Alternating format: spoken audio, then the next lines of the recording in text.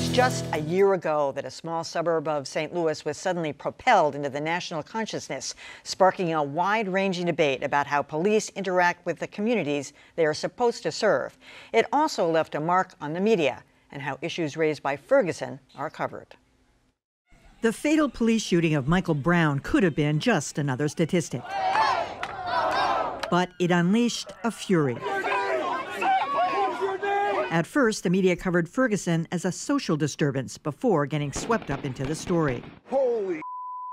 Individual journalists like the Washington Post's Wes Lowery felt the heavy hand of law enforcement. Stop videotaping, let's grab our stuff and go.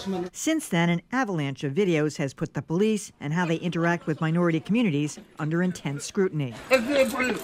I can't breathe. From Eric Garner to the fatal shooting of a fleeing Walter Scott, to Sandra Bland. I'm going to drag you out of here. So you threatening to drag me out of my own car? But coverage of police mistreatment has required a delicate balance. Case in point, the violence unleashed in Baltimore after the death of 25-year-old Freddie Gray while in police custody. Smashing windows of stores and cars. Looters robbing stores in broad daylight. After Ferguson, most media outlets have tried to place such mayhem in context. The looting and the fires or whatever, is that gang related? Who is that? No, that's not gang related. It makes us look bad, man. But for all the attention paid to police mistreatment, the daily bloody violence often goes unnoticed. For the media, those black lives don't seem to matter as much. You know, one of the things about this, I felt like we were almost in silos, doing a lot of coverage about police activity in the minority communities, but then when it came to the everyday violence, we always needed an angle. We needed, like this week there were 5, so that got a lot of attention, front page of the paper, in the media. In Chicago, there was 8 one night. That got a lot of attention, but the murder rate in Baltimore currently, it's stunning. Or ours is like at 35, I think they're at 360 or something like that. Same thing in Chicago. I mean, so getting your arm, and the media is sort of at a loss. You can't cover every single one of those, and you can't do these umbrella pieces. It's in some ways easier to follow the ones that have video and the ones that show violence against or unfairness against. Callie and I were at the National Association of Black Journalists Convention last weekend. There was a lot of discussion about all of these stories because there's so many of the reporters who've been out on the ground covering them for the last year. And a lot of the things that they talked about is the fact that these are isolated incidents, obviously, every single one of them. They have traumatic, horrible consequences for the families, for the communities involved. But the broader thing that we've seen come out of this is a recognition that there are larger systematic issues at play. And so you finally see news organizations trying to cover how many police shootings there are in a year, just exactly what is the impact of police brutality. I think that those actually are good issues. Those are sort of good ways that we're seeing progress in the media, because those types of structural stories are very difficult for organizations to cover. As you said, we usually try to cover them piecemeal. So I think that there's been progress there. At the same time, though, I think it was sad the fact that for all the Ferguson one-year stories, you saw that so many of them included phrases along the lines of, not much has changed. Well, what did you expect was going to happen? These stories have they need to take on a persistent life. I'm not sure I totally agree with that. I mean, you look at all the attention that's been, I mean, there's certainly a huge awareness that wasn't there before. But the attention hasn't translated into legislative change, widespread change in practices, widespread consciousness raising among the affected parties, police organizations and others.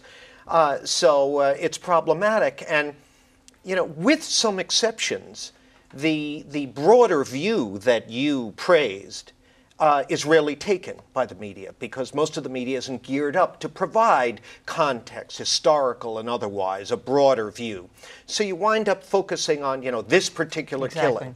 Frankly, the coverage of this, going back to Ferguson a year ago, has been replete with very damaging factual errors and a rush to report that in turn has fueled stereotyping and ugliness on both sides of the fence. And just look at the way the media struggles to cover the ongoing protest movement.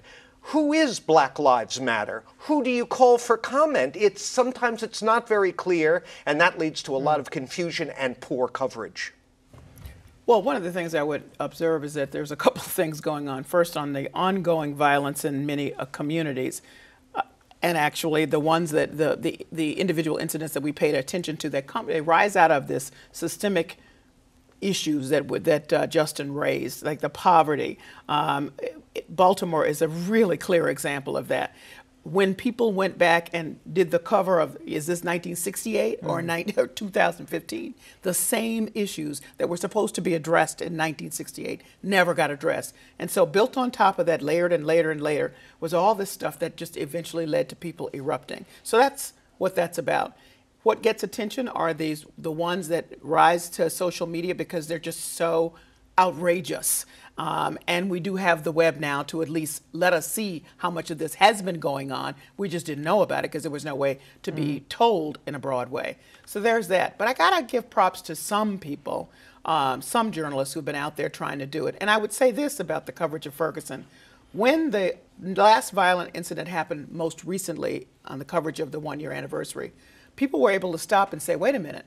The cops, even though they don't have a great relationship with the protesters, they know who the protesters are. These were not they. So let's stop and see what's going on here. We know right away some other stuff is happening that's not appropriate. So to that extent, avenues have been created, pathways, and there's some conversation going on. This happened at the same time, however, I would point out that the Justice Department released its report saying Ferguson's practice of, dunning black folks for walking down the street and charging them money so they can make money for the community has not stopped. So these are things that have been reported. It's just complex. It needs to be ongoing, and we'll see what happens. I just want to briefly mention 2 outstanding pieces of journalism around the anniversary of Ferguson. First is an absolutely terrific profile of the police officer who killed Michael Brown in Ferguson, Darren Wilson, that was in the New Yorker recently. A long, nuanced look. Did they talk to him? Yes, they did extensively. And you come away thinking that, Darren Wilson may have not done anything. He was not just a flat-out racist. Wrong, and he's not just a flat-out racist, but it took part in the context of these horrific racial problems in Ferguson. Very much so.